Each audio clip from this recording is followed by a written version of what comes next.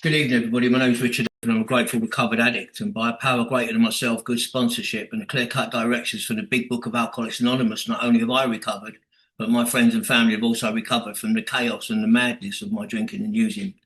I want to welcome anybody that's new and tell you there's a wonderful life on offer here if you do what those who have done before you have done. Bit of housekeeping before I start. I don't speak for Cocaine Anonymous. I'm not an expert on recovery, and I'm not here to give you my experience, strength, and hope. What I am here to do is give you my experience. Because the book says no matter how far down the scale we've gone, we see how our experience can benefit others. So that's what I'm here to do, is give you my experience. What I'm also not going to do is I'm not going to tell you a 25-minute fucking war story. Now, believe me, my war story will fucking match with the best of them in here. Right? But my war story never fucking kept me clean, so it ain't going to keep you clean. So it's pointless me fucking telling you it. It includes eating out of bins, injecting in my groin, prison sentences. I mean, do you need me to carry on? Really? And then when I tried to stop, I couldn't fucking stay stopped. And I just carried on and on and on and on. And that's my using. Literally, that's my using. So we always say that the most important person in the meeting is the newcomer, right? So what I'm going to try and do tonight is I'm going to try and tell you about recovery, warts and all, and I'm not going to hold back. Now, I'm probably going to upset a few people tonight. If I do, you have a sponsor, you have a fucking step 10 inventory and a nightly inventory to do, hopefully, go see them. But I'm going to tell the newcomers about what to expect here and give you my experience. So, things that you hear in the meetings: shouldn't get involved in a relationship in the first year. Fuck off, right? Once you've completed the 12 steps, go and get involved in a relationship, right? Because being in a relationship with a bird who's as toxic as you, nothing will teach you to take inventory quicker than that fucking will. Right? So go and get involved in a relationship as quick as you fucking can. One of the things you'll hear is, right, oh, guess what he did? He's 18 months and she was like 2 months clean and all vulnerable. Fuck off, vulnerable. She was sucking cock and robbing drug dealers 2 weeks ago. Now all of a sudden she's coming here and she's fucking vulnerable. And here's the thing with that as well, right? If a bird does it, who's 18 months clean with a geezer who's 60 days, no one says a fucking word. They're all congratulating her. Oh, I'm really glad about your new relationship. Don't listen to some of the shit that you hear in here. You're never going to stop people sleeping with each other. Ever. It's our biggest urge as human beings to procreate. And if, you know, it's like being in a rehab and then people get all fucking uppity about, well, why is he sleeping with her in the rehab? Well, what the fuck do you expect? They're in the same room with each other fucking 12 hours a day. That's what happens with men and women. They have relationships. Listen, my job as a sponsor today is not to tell people not to get involved in relationships or not to be with that person. That's not my job. My job is to say, I'll support you with whatever you do. But there is limits to that. There is limits to that. One of the things that we do here that's most important is we sponsor people. Once we've been through the 12 steps, we take others through it exactly the way that we were directed to go through it ourselves. And hopefully it doesn't get watered down like that. But sponsorship is another way of learning to take inventory really fucking quickly, right? Because, and I said I'm going to do it warts and all tonight, right? I've had sponsees ring me up, right, and I'll give them a fake name, Dave, right? Dave's 4 years clean, and he rings me up and goes, listen, Rich, I know we ain't seen eye to eye in the past, but I'm fucking dying, mate. I'm suicidal. Right, well, what's going on? Well, I'm a fucking sponsor. I'm not accountable. I don't have to do inventory. I don't have to write a gratitude list. He don't tell me what meetings to go to, and my fucking head's all over the place. Last week I was looking at a bottle of pills thinking I should fucking swallow them all. I need help. And I go, okay. Now, in the olden days, the old timers used to call sponsees pigeons. And the reason they called them pigeons was because they used to say you used to tie a message to them and then they fuck off and shit all over you. And to be honest with you, that's my experience. That is my experience. Not with all of them. but with a good few of them. So I now take Dave on. He tells his sponsor, listen, I'm going to get a new experience, whatever it is. And I smash him through the work in 30 to 60 days. I give him a set of daily directions to take, to write a gratitude list first thing in the morning and send it, to get involved in solution-based meetings every day, to ring newcomers and other old-timers in the meetings as well, to pray and meditate every day, to learn to do on-the-spot inventory and to do step 11 inventory, and to go out and sponsor as many people as he can. Now, after about 6 months of doing this, Dave feels better. He no longer wants to kill himself. He no longer feels miserable, irritable, restless and discontent. And it seems to be working. Right up until the point he's got so well, he's outgrown me spiritually. At fucking 6 months clean now, right? Outgrown me spiritually. With my 18 years, he's outgrown me spiritually now, right? Needs to get a new experience. What that actually means is I'm a lazy cunt and I don't want to keep doing this fucking work. That's what it means. I don't want to be accountable. I don't want someone having to fucking take my inventory every night. I don't want to have to send this stuff over. I don't want to have to do a gratitude. I don't want to have to go to the meetings that you forgetting that 6 months ago he was fucking suicidal. And then worse, they then start going to meetings and cunting you all off to people in the meetings. Oh, he's too fucking militant and I needed someone softer and someone a bit more fluffy. It's like, hold on a second, you was fucking dying 6 months ago. Now we've given you this stuff, you want to fuck off and start slagging us all off. That's what happens. If you're going to sponsor people, be aware this stuff will happen.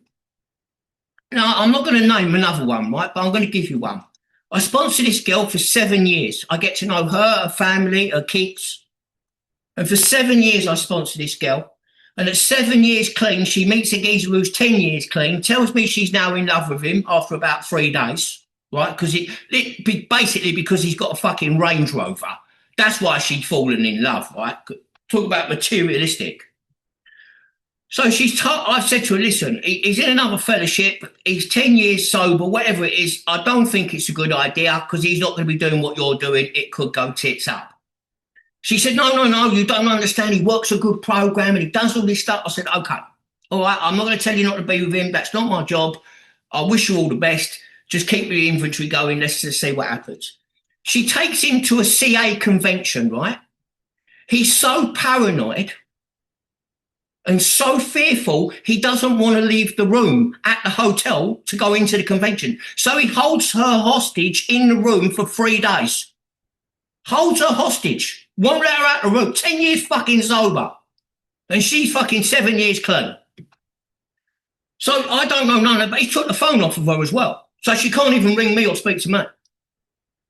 So when she gets back, she calls me and she says, listen, he fucking held me hostage for 3 days. I'm like, listen, this is not good. She said, no, I'm never going to back with this geezer again. I'm never going to go near him again. It's over. I said, okay. About a month later, she rings me up. She says, listen, I do love him. He's got big brown eyes. And I'm like, hold on a second. He just held you hostage for 3 days with his big brown fucking eyes. Are you off your nut? She said, no, you don't understand. I love him. I said, okay, look, I'm not here to tell you not to do it. You crack on and I'll support you as best as I can. About 6 weeks later, she rings me and she says, I'm moving in with him. Well, she's only been back with him about fucking 8 weeks now. Now she's moving in with him, right? She's going to leave her kids and she's going to go and move in with him because apparently they're old enough to look after themselves now. And I'm like, okay, I'll support you. I don't think it's a good idea, but okay. 2 days later, the police are called. The pair of them are trying to kill each other with broken bottles. He's fucking thrown all of her stuff into the fucking garden. She's having to pick it all up and all the cabs and the whole thing's a fucking mess, right? They're literally trying to kill each other now. So I said to her, listen, I'm here to support you, but I'm telling you now, when it's got to that time where you're looking to kill each other, it's time to walk away. And it's time for you to stay away. Well, I cannot support this anymore because one of you's going to end up dead. No, I'm never going to go back with him. This is the last straw. I'm never going to do it again. I promise you this time I mean it. I said, what, even with his big brown eyes? She went, I don't care about his big brown eyes. I'm never going to do it again. I said, okay. About a week later, she rings me up and she says, bear in mind, this is 7.5 years fucking sponsoring her now, right? I need to get a new sponsor. Oh, right, okay. What? Why do you need to get a new sponsor? I need a new experience and it needs to be with a woman. Ah, right, okay. So you need a woman's spot, right? All right. I wish you good luck with that. Crack on. Next thing I know, she's back with him again. Now, rather than telling people that the reason she's let me go is because she wants to go back with him and I'm going to say no to it, she starts telling people that I've been sexually inappropriate with her. That's what you're dealing with here. You tie a message to them and they will fly away and fucking shit all over you. Funny enough, I bumped into her in a meeting 6 months later and she pulled me aside and she said, I owe you an amends. I said, yeah, you're fucking right, you do. What is it I can do for you? I said, I'll tell you what you can do. You can go around and tell every single fucking person who you told that shit to that you lied. And what happened? She's never done it. She never went around and told any of them. That's what you're dealing with here. Look, on the flip side of that, I've got sponsees that have been with me for over 10 years, 13 years, 14 years, 15 years. It's not all like that, but you are going to get it. You need to remember, if you're going to sponsor people, you are not their mate. You're their sponsor. You're not their mate. For those of you that are new, the people in these rooms are not your friends. Shane said at the beginning of this meeting, we don't let people share unless they've done a step 5. There's a reason for that. And it ain't the one about, well, don't want to hear you talk a load of old shit. That's not the reason. The reason we don't want you to share until you've done a step 5 is because you're going to go on a meeting full of fucking sick, fucked up people and gossip about yourself with all your personal and private bits. And then you're going to wonder why they're gossiping about you. So we stop that. We don't want you to go, yeah, well, my boyfriend, he'd been shagging this bird, Julie, and Julie's married to Dave, and Dave was shagging Betty, and Betty's sitting there with her husband sitting next to her. So we don't allow you to share because we don't want you to share this stuff. This is personal and private stuff. Share that with your sponsor. You've got to remember, right, that when you come into the rooms, you're going to get some friends because that's just the way it is. You're going to go to meetings with them. You're going to see them a lot. You're going to become friendly with them. Look, I'm not saying don't be friendly, but I am saying keep your personal and private stuff to yourself because what's going to happen is in 3 months' time, when your mate Dave decides to go use and sit in a crack house, he's taken all your stuff with him. And all that stuff that you said about that Richard, all that stuff you said about that Ipswich meeting, they're all going to find out. Because your mate can't keep his fucking mouth shut because he's now using. So keep it personal and private. One of the things that I get cunted off for is medication. And as I said at the beginning, right, no matter how far down the scale we've gone, we see how our experience benefits others. My experience is I've detoxed myself about 40 times. I worked in one of the most high-class detoxes for nearly 3 years with prescribing nurses that all had 30 to 35 years experience, and I worked there for 3 years. So I don't have a problem detoxing people, but people will slag me off for it. He fucking thinks he's a doctor. My first argument with that is, right, doctors are not addicts. So they don't know you're pulling fucking strokes with them, right, because they're not addicts. The second part is, these people will say this stuff, and then 8 months later, when their sister is drinking 2 litres of vodka a day and gone to the hospital and the doctors and they've told her to keep drinking for the next 6 months until she can get into a detox unit, then come to me and go, Rich, my sister needs a detox, mate. Can you help her? This is the same geezer sitting on Facebook and in meetings telling people I shouldn't fucking detox people. Look, what's going to be thrown at me now is this, right? Oh, he's just resentful. Let me tell you about resentments, right? Resentment means to relive the past. I am going to say this stuff, get off this meeting, and then forget I fucking said it. I don't give a fuck. I'm just saying it because I'm on a CA meeting. So I don't think for one second I'm going to get off the meeting, I'm going to be all angry and fucking resentful. I'm not. I'm just giving you my experience because that's what I'm here to do. If you want to stay, you really want to stay, then there's only one way to do this, and that's throw yourself into it. Now, what's going to happen is while you're sitting here, well, let's say you're a woman, Judy, who's sitting next to you, goes, my name's Judy and I'm an addict. Judy's going to start telling you that you don't have to do all that militant stuff because it's a bit too much, a bit too full on, right? Now, here's the thing, right? How the fuck do you know whether Judy's an addict? What, because she says she is? That means fuck all. That just means she's a member here. Don't mean she's one of us. I'll give you an example of that, right? One of my sponsees met a woman in recovery, right? She was about a year clean. He was about a year clean. Eventually, they got engaged, got married, had a kid. And at about 3 years, she said to him, I'm not going to go to meetings anymore. And he panicked and went, oh, fuck, what, you're not? She went, no, I can't be bothered with it. And he went, are you fucking serious? And she went, yeah, I can't be bothered with all that fucking going to meetings and sponsoring people and doing it. I don't, it's not for me. He's been with her over 10 years now. And I said to him, is she drinking and using? And he went, no. I said, is she fucking batshit crazy? And he went, no. She's perfectly fine. She's in a better mood most of the time than I am. And she don't do nothing. So she's one of them people that came here with a bit of a problem. She's one of them people that drunk and used on circumstances and situations. I'm not a circumstance and situational drinker and user. I will fucking drink because I breathe. That's my circumstance. I will fucking breathe. Let's use. that's as basic as it gets. But there's somebody that sat in the rooms for about 18 months and now has become absolutely normal. And I know other people that are drinking a couple of lager shandies or a glass of wine with their dinner, and they've been doing that for the last 8-9 years.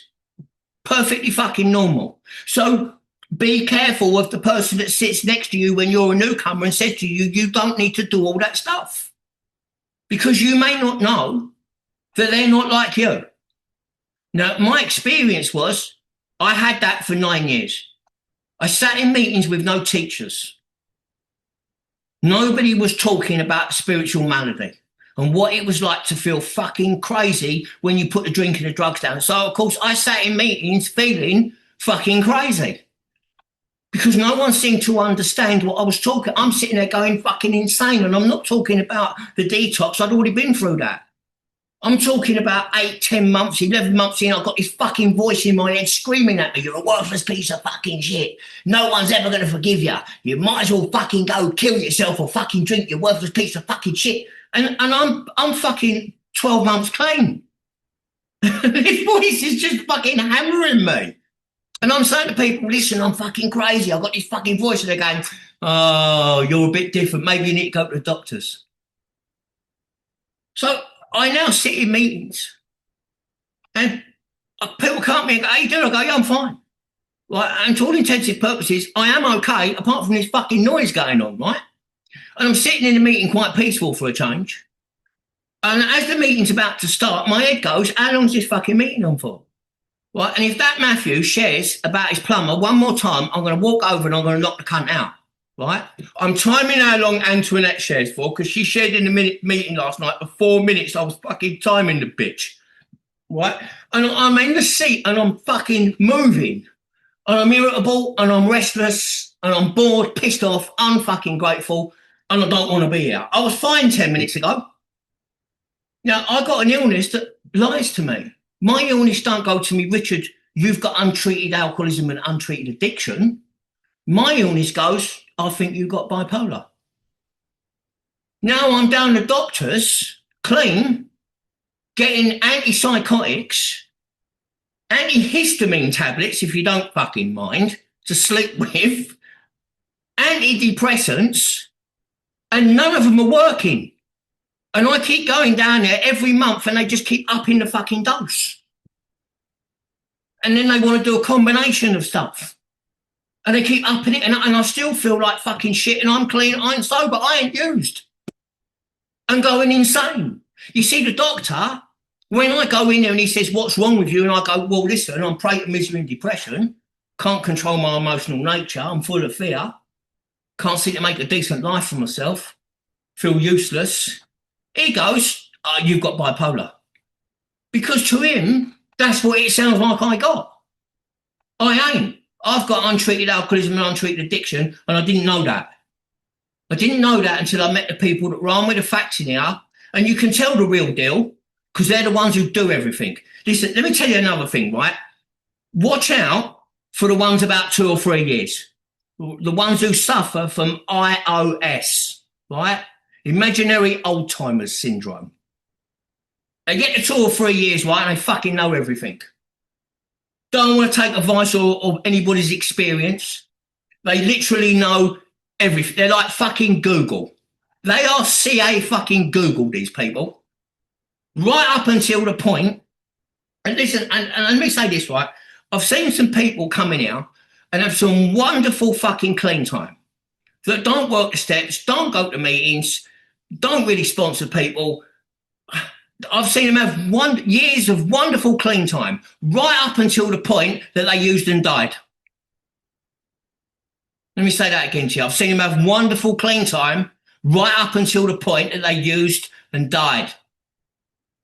If you're the real deal and you're sitting here and you identify with what I was just saying, that you've got this voice in your head going fucking mad and you can't turn the cunt off, other than listening to fucking speaker shares and going to meetings and talking to newcomers, and that's the only thing that seems to shut it up, welcome. Welcome. You're one of us. The principle in the first step is acceptance. It's not honesty. I can honestly say I'm an addict, but if I don't accept it, I'm not going to do fuck all about it. So the principle in the first step is acceptance. I have to accept what I am. It's a bit like going to a doctor and he says, listen, the tests have come back, you've got asthma, you need to take the asthma pump. Now, I can sit there till I'm blue in the face arguing with the doctor about I don't want to take the fucking pump, right? But I'm still going to have to take it, because if I don't, I'm going to fucking die. If you're one of us, this is your asthma pump. The 12 steps, the stuff we do, that's your medication. Listen, I've pretty much seen it all. I've been here in total 26 years now. I first walked into the meetings in 1999 and I've had 18 years out of 26 or 27 years now. I've had 18 years clean. I've seen every way tried possible, right? And here's another thing. We may not like each other, but we are supposed to love each other, because we are all on the same journey trying to beat a fatal illness called drug addiction and alcoholism that's going to kill us. And yet, people want to gossip about each other. They want to slag that meeting off. They want to slag them people off.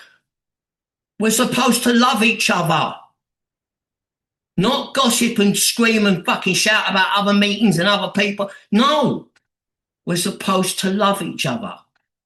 Now, if you've been doing that, just stop. From tonight, just stop doing it.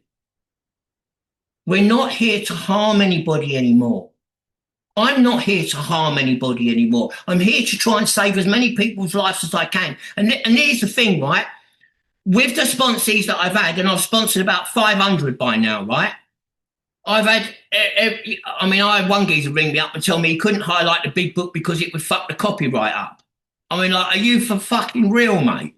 Seriously, that's what he said. I can't highlight the book, it'll fuck the copyright up. So I've seen and heard some proper fucking mental stuff. And every part of me wants to go, fuck sponsoring people, fuck listening to the gossip, fuck listening to the shit that they've said about me again, and the lies that they've told about me. Fuck them, I ain't going to sponsor no one no more. And then I have to go, but I need them. I want to live. I don't want to die. And I need you. I need you more than you need me, believe me. So even though all of that stuff happens and you hear all of that stuff, I want you to know something else I'm going to tell you about as well. International fucking speakers, right? 4 years clean. I want to fucking travel the world speaking at all the fucking conventions, right? Stop it. For fuck's sake. You're 4 years clean, mate. You ain't even got your fucking brains back yet, let alone learn to fucking use them.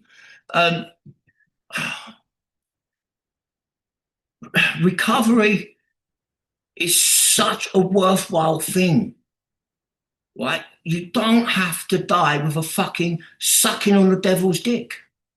You don't have to die with a needle in your groin. You don't have to die with a pot of pills in front of you while your fucking kids are downstairs. You don't have to. I still sponsor people and will continue to sponsor people. As I said at the beginning, is this all resentment? No, it's not. I'll get off of here and I'll forget what I fucking said and I'll probably ask Antoinette later, what did I say? Because I don't know what I just fucking said. So I ain't going to be reliving it, you know what I mean? I'm just not. But I thought it would be good to tell you the truth. Why? Because the truth sets us free. You're going to get all of that in here. All of it. But good news and bad news. The good news is you never have to use again. The bad news is we're your new mates. There's a lovely bit in the book, and I'm not going to tell you where it is because I won't rob you the opportunity to find it. And this is what it says. I may have seemed to lecture and I may have seemed to give an advice. And if that's so, I'm sorry, because I don't always care for people that lecture me. But what I've related here is based upon actual experience, and some of it's been painful. That's why I'm anxious that you understand and avoid these unnecessary difficulties. So to you out there, who may soon be with us, we say good luck, God bless. Thanks for letting me share tonight.